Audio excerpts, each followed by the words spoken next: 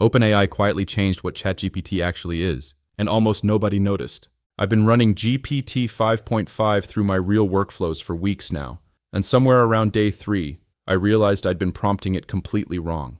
Not because I'm bad at this, I do this for a living, but because the rules just shifted under everyone's feet. And the people still treating this like the old ChatGPT? They're about to get left behind by people who barely know what they're doing. Welcome back to bitbiased.ai, where we do the research so you don't have to. Join our community of AI enthusiasts with our free weekly newsletter. Click the link in the description below to subscribe. You will get the key AI news, tools, and learning resources to stay ahead. So in this video, I'm going to walk you through the biggest new features and tools inside ChatGPT 5.5, what actually matters, what's just hype, and how to use each one to get real results. By the end, you'll know exactly which features fit your workflow, what to upgrade for, and what to skip. First up, the headline shift everyone's talking about, and it's not what you'd expect. The agent shift, why GPT 5.5 isn't just smarter. Here's where most people are getting GPT 5.5 wrong. They're treating it like a faster, slightly smarter version of GPT-5. It's not. OpenAI launched this thing on April 23rd, 2026, and the framing from Sam Altman's team was unusually direct. They're not calling it a chatbot anymore. They're calling it an agent. And there's a real difference. Previous GPT versions could chain tool calls just fine, but the moment a task ran longer than a couple of minutes, they'd lose the plot. GPT 5.5 was explicitly trained on what OpenAI calls long horizon tasks. We're talking 10 to 30-minute autonomous workflows, research projects that pull in 20-plus pages, stitch them together, and deliver finished work without you babysitting every step. Why does this matter for you? Because the way you prompt this model needs to change. You're no longer asking a single question. You're handing off a goal and letting it work. And once that clicks, everything I'm about to show you starts to make a lot more sense. File library, persistent context, finally. Okay, this next feature is the one I think is quietly the most useful, and almost no one is talking about it. It's called file library. And if you've ever uploaded the same brand guidelines, the same client doc, or the same project brief into ChatGPT for the 10th time, you're going to love this. Here's what it does. File library gives ChatGPT persistent file context across your chats.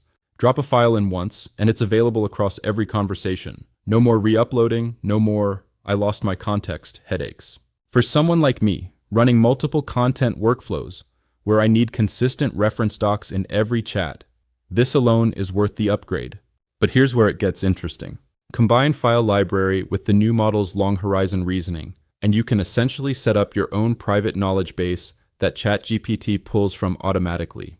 Imagine uploading your full content style guide, your past video transcripts, and your audience research, and then just saying, "Draft me the next video script." It pulls from everything. Have you tried something like this yet? Drop a comment below. I'm curious how creators are stitching their own setups together. Shopping 2.0, side-by-side comparison. Now this one's a bit more consumer-focused, but stick with me, because there's a sneaky business use case here. ChatGPT now has a properly built-out shopping experience with side-by-side product comparison. So instead of asking it, "What's the best laptop under $1,500?" and getting a wall of text, you actually get a comparison view. Specs lined up, prices lined up, all in one place. Where this gets useful for creators and marketers, competitive research. I've started using it to compare AI tools, software subscriptions, even gear for the channel. It cuts what used to be a 30-minute tab juggling session into about 90 seconds. Is it perfect? No. The recommendations still skew toward whatever's heavily indexed online. But as a starting point, it's genuinely a time saver. Images 2.0, 2K resolution and real text rendering. Alright, this one's for everyone making content. ChatGPT Images 2.0 launched alongside the new model, and the headline feature is 2K resolution output. But that's actually not the part you should care about. The part you should care about is text rendering. If you've ever tried generating a thumbnail, an infographic, or a poster in an AI image tool, you know the pain. The text comes out as gibberish. The layout is off. You spend an hour fixing it in Photoshop anyway. Images 2.0 was explicitly trained on posters, infographics, menus, diagrams. Formats where you actually need text and structure to land right. I tested this for thumbnail concepts, and the difference is real. Not perfect, but real. For first draft visuals, social tiles, quick mockups, this saves a serious amount of time. And there's also a new images with thinking mode on paid plans that takes longer, but plans the layout before generating. Slower, but noticeably better output. Worth knowing about. The coding leap. I know not everyone watching is a developer, but stay with me, because the coding improvements in GPT 5.5 tell you something important about where this model is strongest. On Terminal Bench 2.0, which tests complex command line workflows, GPT 5.5 hit 82.7% accuracy. On SWE-Bench Pro, which evaluates real-world GitHub issue resolution, it reached 58.6%. And here's the kicker. It's doing this while using fewer tokens than the previous model. Translation: it's faster, cheaper to run, and more accurate on long, multi-step technical work. What does that mean for non-developers? It means anything that resembles structured multi-step work, building out a content calendar, restructuring a messy spreadsheet, planning a campaign also benefits. The same reasoning that makes it better at code makes it better at any task with clear logic and dependencies. GPT 5.5 Instant, the quiet upgrade that affects everyone. Here's a feature I want to flag, because it affects you whether you upgrade or not. On May 5th, OpenAI rolled out GPT 5.5 Instant, and this is now the default model for free and plus users. So if you're on ChatGPT right now, you're probably already using it without realizing. What changed? Two things matter. First, reduced hallucination in sensitive areas: law, medicine, finance. If you've been hesitant to use ChatGPT for anything legal or health-related, this is the moment to reconsider. With appropriate caution, of course. Second, GPT 5.5 Instant can now search through past conversations, your files, and even your Gmail to give more personalized answers. It's rolling out to Plus and Pro users on web first, with mobile coming soon. This is the kind of update that doesn't grab headlines, but quietly changes the daily experience. And honestly, for most people watching this is probably the most relevant feature in the whole video. The pricing reality check. Now let's talk about the part nobody loves, pricing. Because GPT 5.5 is more expensive than what came before.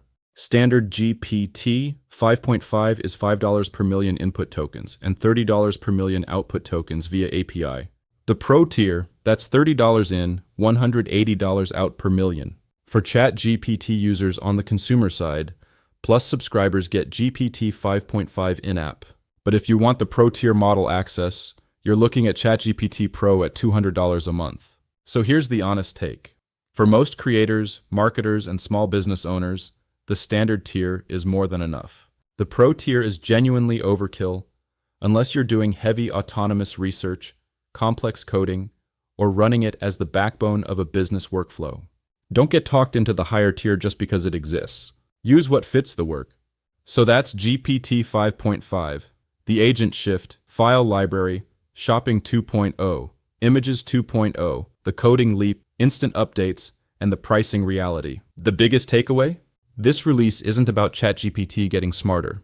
It's about ChatGPT getting more autonomous. And the people who adjust their workflow to match that shift are the ones who'll get the most out of it. If this breakdown was useful, hit subscribe. I'm covering every major AI release the same way. No hype, just what actually matters for creators and operators. Drop a comment with which feature you're most excited to test, or which one you think is overhyped. I read every comment, and I'm planning a follow-up where I actually run a head-to-head test of GPT 5.5 against Claude and Gemini on real content workflows. You won't want to miss that one. Catch you in the next video.